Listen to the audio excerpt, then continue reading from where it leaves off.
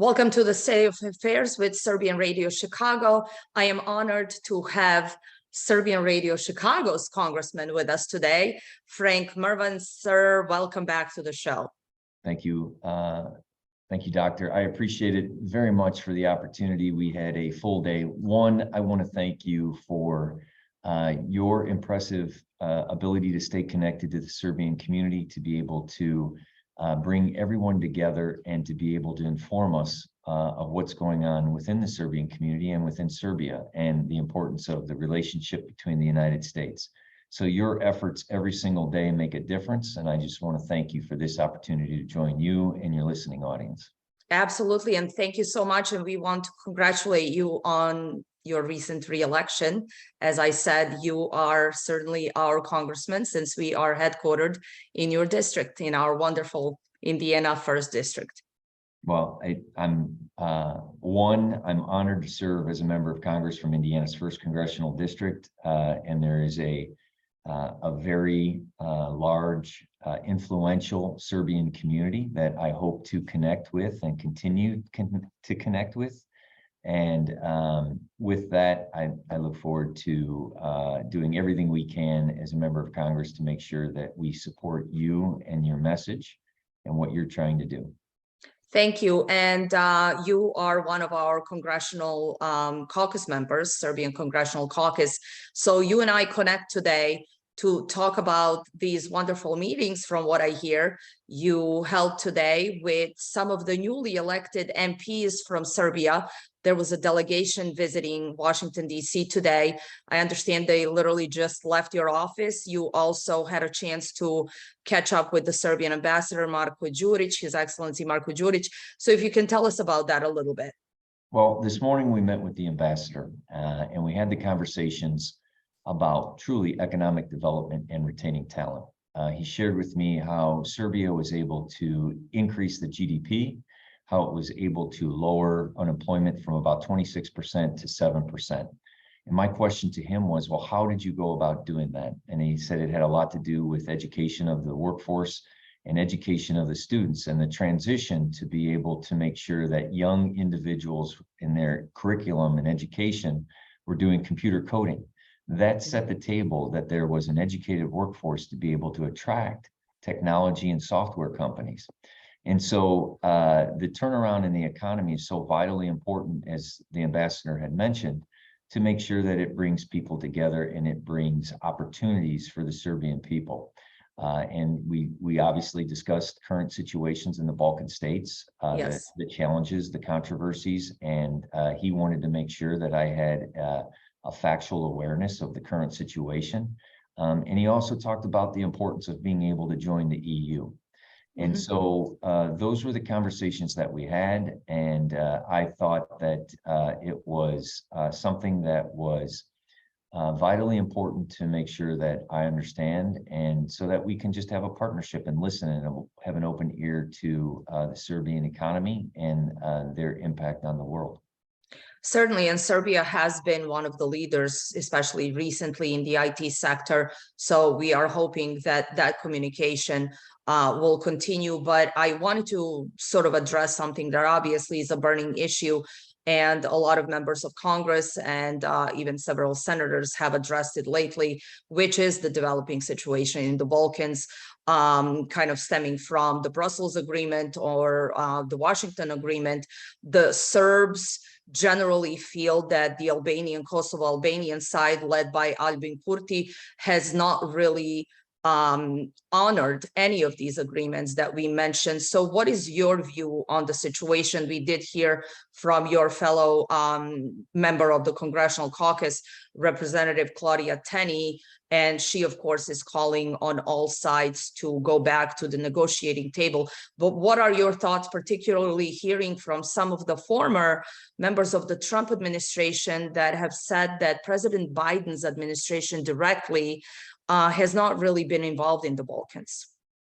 Well, I think today was all about, first we met with the ambassador and then we met with the MPs. And today was truly learning about the situation and being able to gather all the facts. And methodically, in order for me to make those decisions and make those recommendations, I think I have a lot more research to do and to be able to understand the current developments of what's going on. I think that what is best for the Balkan states is a unified effort that can maximize the individuals to increase the economic development, growth, and sustainability, and to be able to attract talents and peace in that area. Sure. I'm not prepared right now to be able to begin pointing fingers or to say this group is wrong or this group is right. What I did today was I learned as much as I can as a member of the Serbian caucus from the Serbian parliament, new members and old members, and from the ambassador, the current situations. And as you said, it's developing right now as we go forward. And so I will continue to get with my staff and to make those to do the research necessary and be able to formulate opinion and go forward from there, and be happy to discuss that with you once we do that. Absolutely, and we would love that, because we feel that it's very important to hear from our members of Congress and to continue having that open line of communication, because one relevant thing here is, of course, the numerous American Serb diaspora, many of whom live obviously in your district, as is our radio station located in your district. So a lot of your own voters have those concerns and have continued to have those concerns ever since the 1990s. The situation is sort of, many of your voters do view it as a frozen conflict. So we consistently, as much as we are involved in the American politics, many Serbs actually view what is happening in the Balkans as one of the vital issues that they will actually vote on. So it's certainly important to talk about that. But so tell me, what were the conversations with the MPs, given that they were from various parties? Newly elected, and some old, some from the progressive parties, some from the parties that have just managed to enter the parliament. So I'm assuming that was an interesting delegation. It was. We had a very robust conversation about the similarities of Northwest Indiana and also of Serbia. And what I mean by that is the demographic of making sure that we are retaining talent locally within the first district, and how Serbia is doing everything they can in the tech centers.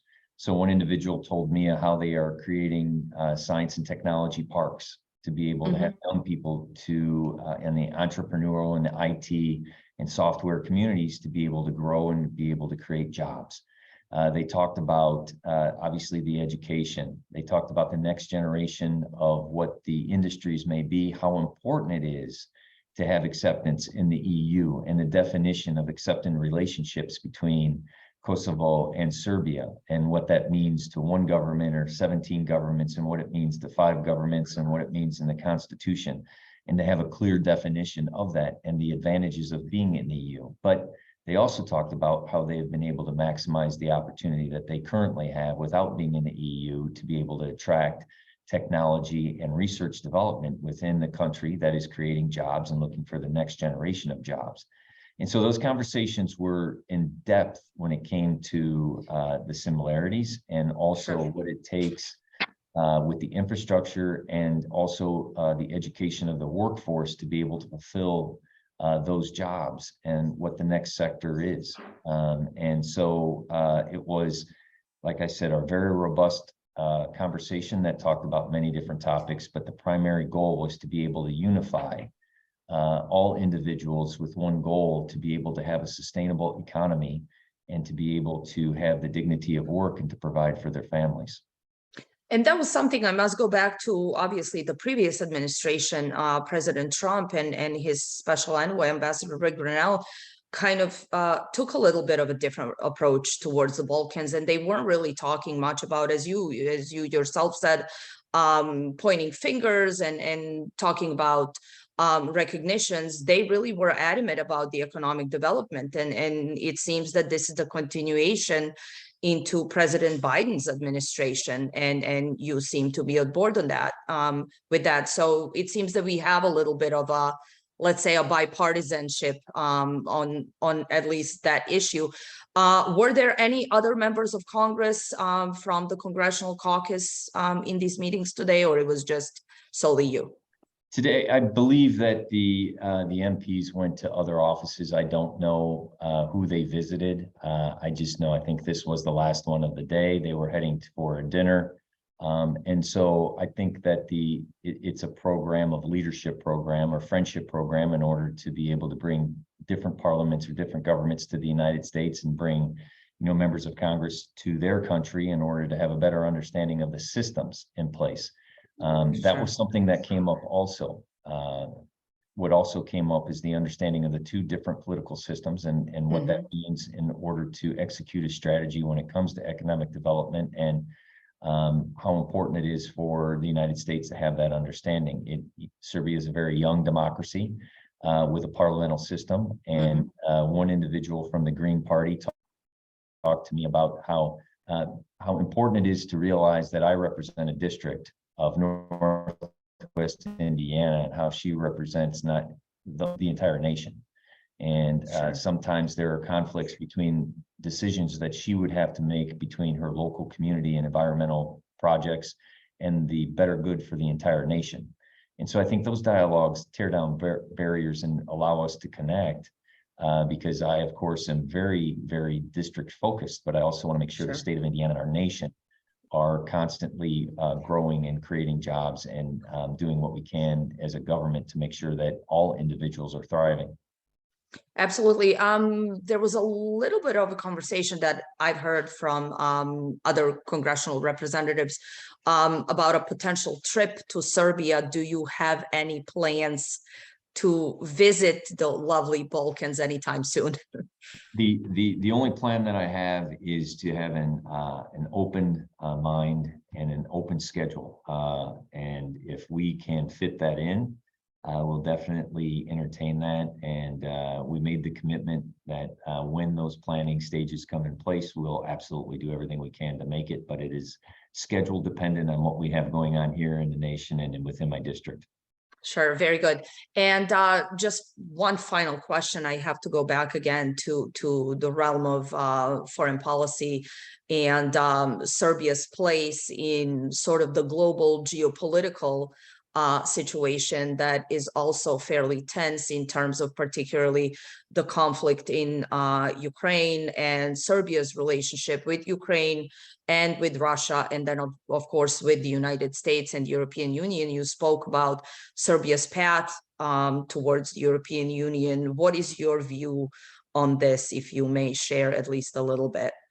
Absolutely.